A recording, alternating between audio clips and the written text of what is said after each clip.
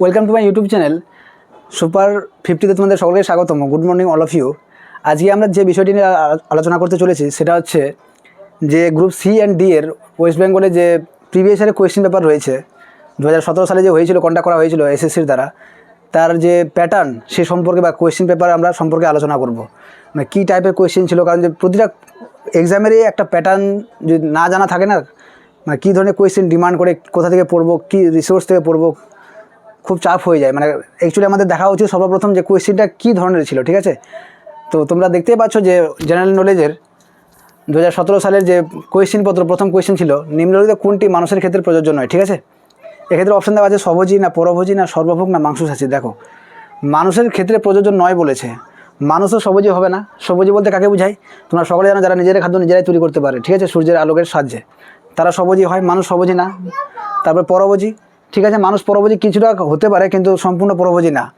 সর্বভোগ, সর্বভোগ কারা? যারা শাকসবজি এবং মাছ মাংস দুটাই খেতে পারে, মানে সব কিছুই খেতে পারে, সেটা হচ্ছে সর্বভোগ। তারপরে মাংসাশী হলো কারা? যারা শুধুমাত্র কার্নিভার্স, যারা শুধু মাংসের উপর ডিপেন্ড করে, যেমন বাঘ, চিতা, এরা হচ্ছে মাংসাশী। তো মানুষের ক্ষেত্রে প্রযোজ্য নয় কোনটা? স্বভোজী। স্বভোজী হচ্ছে এখানকার সঠিক অ্যান্সার, ঠিক আছে? এখানে তোমরা দেখতেই পাচ্ছ স্বভোজী। স্বভোজীর তোমরা যদি পড়ো, বাস্তুতন্ত্রে যেসব সজীব উপাদান উৎপাদক বা স্বভোজী বলা হয়, যারা সূর্যালোকের জল, কার্বন ডাইঅক্সাইড প্রভৃতি সরল জৈব উপাদানের সাহায্যে জটিল খাদ্য গ্লুকোজ উৎপাদন করতে পারে। মানে এক কথায় সূর্যের আলোকের সাহায্যে যারা নিজের খাদ্য নিজেরাই তৈরি করতে পারে, তারাই হচ্ছে স্বভোজী, ঠিক আছে? তারপরে কোয়েশ্চেন তোমরা দেখে নিতে পারো জুম করে। এই যে ধরো যে হার্বিভোরস রয়েছে, কার্নিভোরস কী, তারপরে অমনিভোরস কী, এই সমস্ত জিনিস রয়েছে, ঠিক আছে, তোমাদের সুবিধার্থে দেওয়া। তারপরে কোয়েশ্চেন দেখো, রাতকানা একটা খুবই গুরুত্বপূর্ণ কোয়েশ্চেন, প্রতিবারে মোটামুটি জিজ্ঞেস করা হয়। রাতকানা রোগ হয় যে ভিটামিনের অভাবে, সেটি হলো ভিটামিন ডি না ভিটামিন কে না ভিটামিন সি না ভিটামিন এ। দেখো, মেনলি রাতকানা যে রোগটা হয় না, সেটা কিন্তু ভিটামিন এর ফলে হয়, ঠিক আছে? তো ভিটামিন ডি, ভিটামিন সির ফলে কী কী হয়, ভিটামিন কে এর ফলে কী কী হয়, সেটাও আমরা জানার চেষ্টা করবো। দেখো, তোমরা এই চার্টে দেখতে পাচ্ছ ভিটামিন এ, যার বিজ্ঞানসম্মত নাম হচ্ছে রেটিনল, এর ফলে কী হয়? নাইট ব্লাইন্ডনেস, মানে রাতকানা রোগ, ঠিক আছে? ওখানে অপশানে ছিল ভিটামিন ডি, ক্যালসিফেরল, রিকেট রোগ হয়। ভিটামিন ইর ফলে কী হয়? জনবান্ধবত্ব হয়। ভিটামিন কে একটা অপশান ছিল, ভিটামিন কে এর ফলে কী হয়? রক্ত যে জমাট বাঁধার ক্ষমতা সেটা কমে যায়, ঠিক আছে? তারপরে তোমরা দেখে নিতে পারো ভিটামিন বি2 এর ফলে কি বেরি হয়, তারপরে ভিটামিন সি এর ফলে স্কারবি রোগ হয়। এই সমস্ত কিছু ইম্পর্টেন্ট, ঠিক আছে? তোমাদের সমস্ত কিছু জানলে মানে খুব ভালো হয় আর কি। আপনার ক্যারিজ হলে আপনি কার কাছে যাবেন? দেখো, ক্যারিজটা কি? ক্যারিজটা কিছু না, এমন একটা রোগ যেটা মানুষের দাঁতে একটা গর্ত হয়ে যায়, অনেক সময় কালো রঙের একটা গর্ত হয়ে যায় না, সেটা হচ্ছে ক্যারিজ বলি আমরা, ঠিক আছে? তো ক্যারিজ হলে কোথায় যাবো? নিশ্চয়ই আমরা দাঁতের ডাক্তার দেখাবো। দাঁতের ডাক্তারের ইংরেজি কি? ডেন্টিস্ট। কার্ডিওলজিস্ট কি? দেখো, এখানে একটা অপশান ছিল কার্ডিওলজিস্ট। কার্ডিওলজিস্ট হচ্ছে কি? বুকের ডাক্তার, ঠিক আছে? তারপরে অর্থোপেডিক্স রয়েছে, নিউরোলজিস্ট রয়েছে, ব্রেনের ডাক্তার। তো দাঁতের দেখা হলে দাঁতের ব্যথা হলে নিশ্চয়ই আমরা নিউরোলজিস্টের কাছে যাবো না, সেক্ষেত্রে সঠিক অ্যান্সার হচ্ছে ডেন্টিস্ট। তারপরে কোয়েশ্চেন দেখো, এই সমস্ত দেখো এখানে লিস্ট আমরা দেওয়া হয়েছে। সায়েন্টিফিক স্টাডিজ মানে কোন বিষয়টা কোন ডাক্তার দেখে আর কি। স্টাডি অফ বোন দেখো লেখা আছে osteology, study of liver hepatology, study of kidney nephrology, study of আইল লেখা আছে অর্থোমোলজি। এই সমস্ত কিছু তোমরা একবার জুম করে দেখে নিতে পারো, তোমাদের সুবিধার্থেই দেওয়া হয়েছে। সমস্ত কিছুই আমরা একদম অ্যারেঞ্জভাবে সাজানো করেছি, মানে একটা কোয়েশ্চেনে শুধু একটা উত্তর না, আমাদের ও রিলেটেড সমস্ত কিছুই জানতে হবে, ঠিক আছে? তারপরে কোয়েশ্চেন দেখো, ক্যাঙ্গারু কোন দেশের প্রতীক? মানে এখানে কোন একটা দেশ দিয়ে দিচ্ছে, এবার ক্যাঙ্গারু দিয়েছে, কোনোবার হয়তো অন্য কিছু লিলি দিতে পারে, কোনো সময় ওয়াটার লিলি দিতে পারে, এটা ডিপেন্ড। এটা তো সবসময় যে ক্যাঙ্গারুই দিবে তেমন না, কিন্তু এখানে অপশন দেওয়া আছে কানাডা না ইটালি না অস্ট্রেলিয়া না আয়ারল্যান্ড। দেখো, ক্যাঙ্গারু হবে অস্ট্রেলিয়ার মানে জাতীয় প্রতীক, ঠিক আছে? এবার দেখে নাও আমরা কোন কোন দেশে জানার চেষ্টা করবো। একটু জুম করো, এডিটিং মাস্টারকে বলবো আপনি একটু জুম করেন। দেখো, অস্ট্রেলিয়া একটু কম জুম হবে যেন বোঝা যায়। অস্ট্রেলিয়াতে রয়েছে ক্যাঙ্গারু, ঠিক আছে, একটু কম হবে।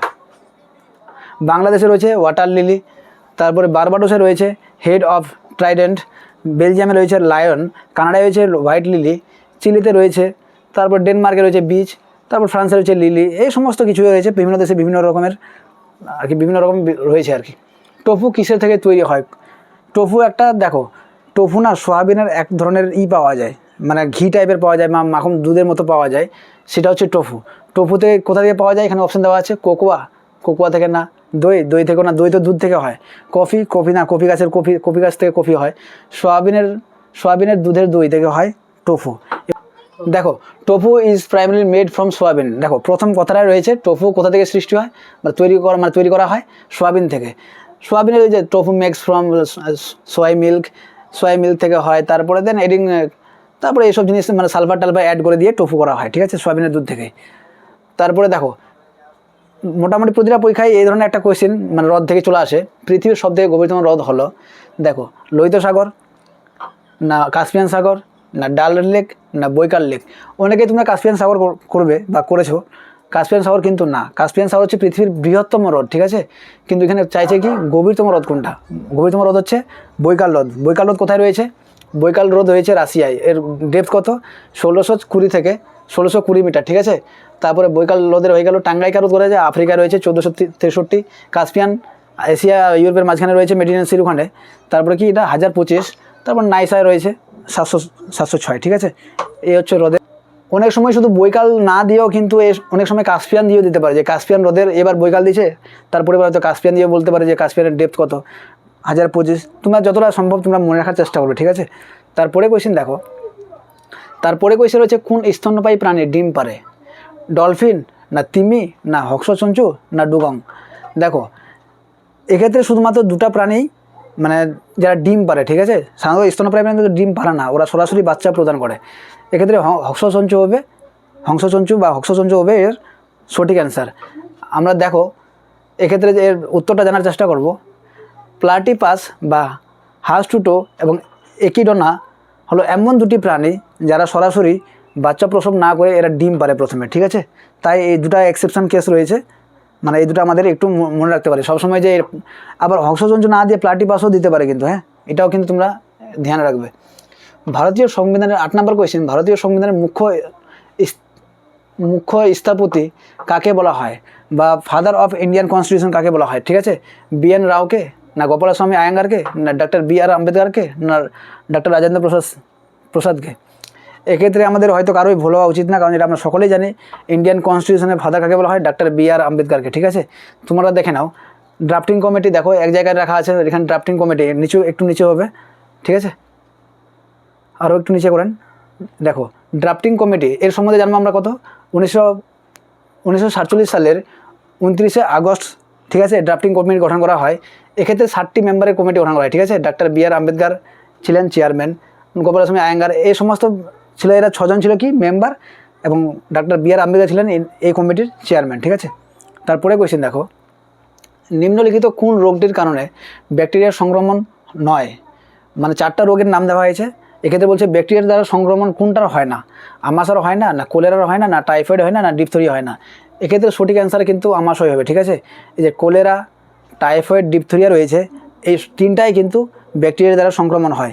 একমাত্র এক্ষেত্রে আমাশাই শুধু ব্যাকটেরিয়া দ্বারা সংক্রমণ নয়, ঠিক আছে।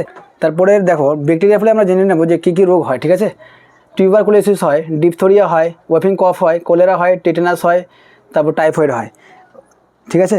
তারপরে দেখো, তারপরে রয়েছে যে প্রোটোজোয়ার ফলে কী কী রোগ হয়, এখানে একবার দেখে নিতে পারো। কালা জ্বর হয়, ম্যালেরিয়া হয়, এই সমস্ত কিছু দেখে নিতে পারো।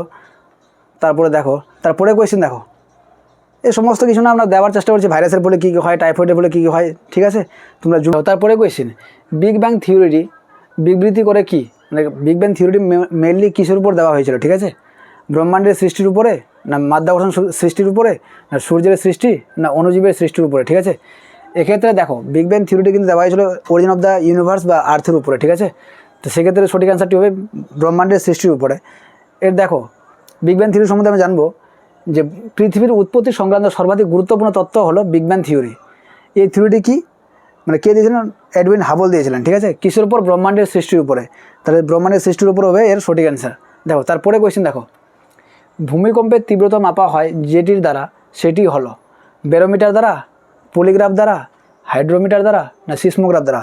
দেখো ভূমিকম্পের তীব্রতা বা আর্থকুয়েক ইন্টেন্সিটি মাপা হয় সিসমোগ্রাফ যন্ত্রের দ্বারা, ঠিক আছে। দেখো ব্যারোমিটার দ্বারা কি মাপা হয়? বায়ুর চাপ, তোমরা সকলে জানো। হাইগ্রোমিটার দিয়ে মাপা হয় কোনো একটা যন্ত্রের যে রিলেটিভ ইন্টেন্সিটি রয়েছে সেটা মাপা হয়। পলিগ্রাফ দ্বারা কী হয়? কোনো মানুষ বা ব্যক্তি মিথ্যে কথা বলছে বা কী বলছে সেটার মাপা হয়। দেখো এক ঝলকে আমরা দেখে নেওয়ার চেষ্টা করবো। এনিমিটার বাতাসের দিক নির্ণয় করা মাপা হয়।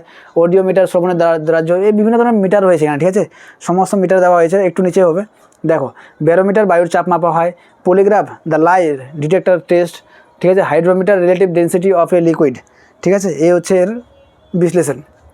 দেখো পর্ণমোচী গাছে কি হয়?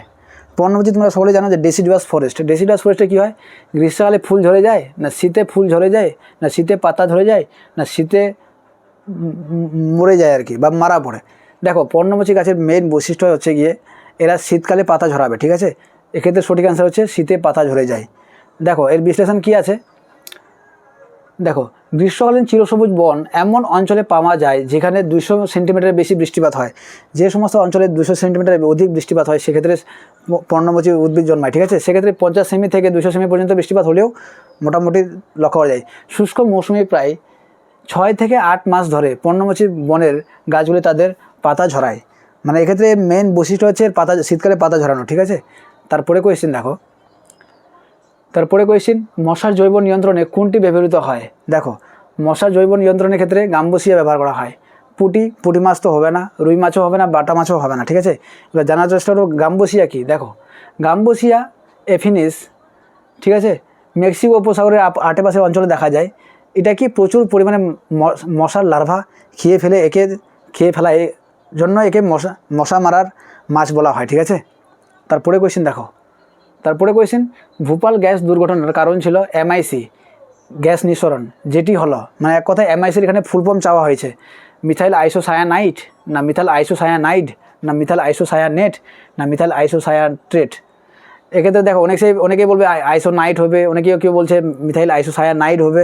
এক্ষেত্রে সঠিক অ্যান্সার হবে কিন্তু মিথাইল আইসোসায়ানেট, ঠিক আছে। দেখো ভোপাল গ্যাস দুর্ঘটনাটা কি 1984 সালে, মানে ভোপাল হচ্ছে কি মধ্যপ্রদেশের একটা জায়গা। 1984 সালে মোটামুটি 5 লাখ মানুষ এক্ষেত্রে মানে আহত হয়েছিল, ঠিক আছে। এটার ফুল ফর্ম কী ছিল, দেখো কোন গ্যাসটা বেরিয়েছিল, the toxic gas methyl isocyanate, ঠিক আছে। তার মিথাইল আইসোসায়ানেট হবে এর সঠিক অ্যান্সার। তারপরে কোয়েশ্চেন দেখো কোনটি গ্রিন হাউস গ্যাস নয়। এক্ষেত্রে 4টা গ্যাসের নাম দেওয়া আছে, মিথেন, না কার্বন ডাইঅক্সাইড, না নাইট্রাস অক্সাইড, না হাইড্রোজেন। দেখো 4টার মধ্যে মিথেনও একটা greenhouse gas, nitrous oxide একটা greenhouse gas, carbon dioxide একটা গ্রিন হাউস গ্যাস। তাহলে এক্ষেত্রে সঠিক অ্যান্সার হবে কি হাইড্রোজেন।